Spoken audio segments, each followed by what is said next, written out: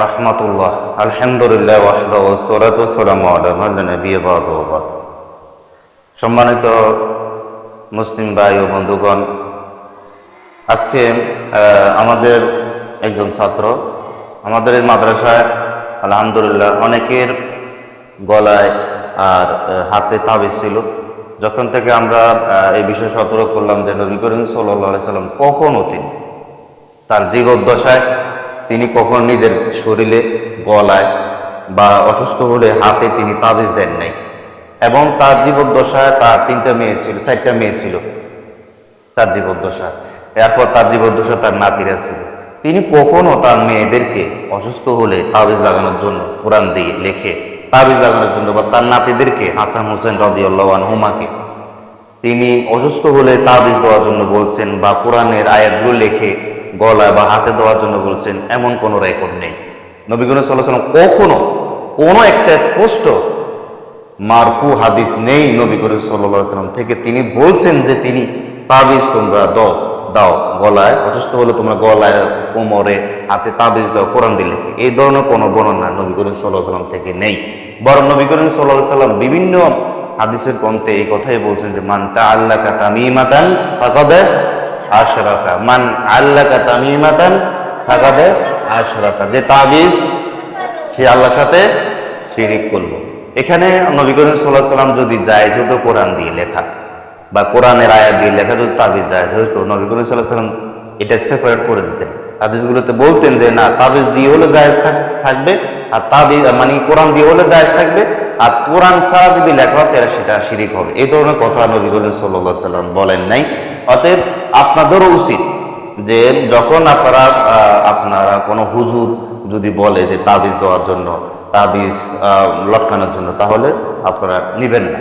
কারণ নবী করিম সাল্লাল্লাহু আলাইহি ওয়াসাল্লাম থেকে জারফুক রয়েছে, জারফুক করেন বিভিন্ন সূরা, বিশেষ করে সূরা তিনকুল, সূরা নাস, ফালাক, ইখলাস, এই সূরাগুলো জারফুকের সূরা।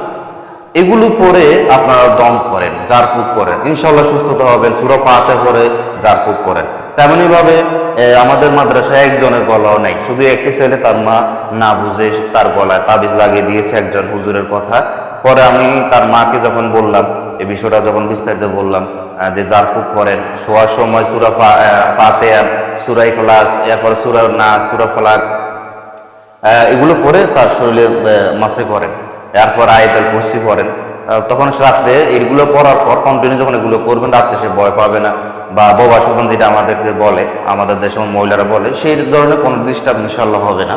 তখন ওই তার মা আর কি বললো যে হুজুর আপনি খুলে ফেলেন।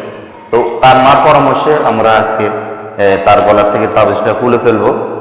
দেখেন এই তাবিজ একজন হুজুরের পরামর্শে, হুজুর বলা তো বিবরণ তার যে জারফুক করিয়েন, সূরা ফাতিহা পড়ে দম করিয়েন, সূরা নাস, সূরা ফালাক পড়ে দম করিয়েন, সূরা ইখলাস পড়ে দম করিয়েন, এ কথা বলার তৌফিক হয়নি।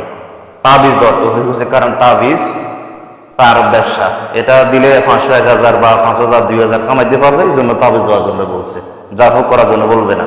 জারফুক করলে তো টাকা দিবে না, তাবিজ দিলে তো টাকা পাবে, এই জন্য। বিসমিল্লাহ, আল্লাহু আকবার, সুবহানাল্লাহ।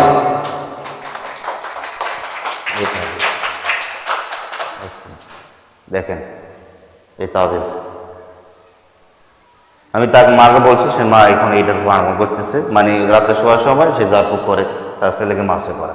এটা হওয়া উচিত যে আপনার ছেলে যদি ভয় পায় অথবা কোনো কিছু দেখলে ভয় পায়, তাহলে লা ইলাহা ইল্লাল্লাহ বলার জন্য বলবেন বেশি বেশি করে। আর রাত্রে বিশেষ করে সূরা নাস, ফালাক, ইখলাস এগুলো পড়ে দম করবেন, তাহলে ইনশাআল্লাহ তাআলা আপনার এই সমস্যাগুলো দূর হয়ে যাবে। এবং আপনার নিজেরও রাত্রে শোয়ার সময় আয়াতুল কুরসি, সূরা বাকারা শেষ 2 আয়াত, এরপরে সূরা নাস, সূরা ফালাক, সূরা ইখলাস সূরা ইখলাস, এগুলো পড়ে আপনারা ঘুমাবেন। দেখবেন ইনশাআল্লাহ তাআলা তাবিজের প্রয়োজন হবে না। ঠিক আছে? যদি অসুস্থ আল্লাহর কাছে চান, আল্লাহর কাছে সুস্থতা দান, আপনার আরোগ্য দান আপনার চান, এবং ডাক্তারের স্বর্ণপূর্ণ চিকিৎসা করার জন্য আল্লাহ সুবহানাহু ওয়া তাআলা অনুমতি দিচ্ছেন, চিকিৎসা নেন, তাবিজের পিছিয়ে ঘুরিয়েন না।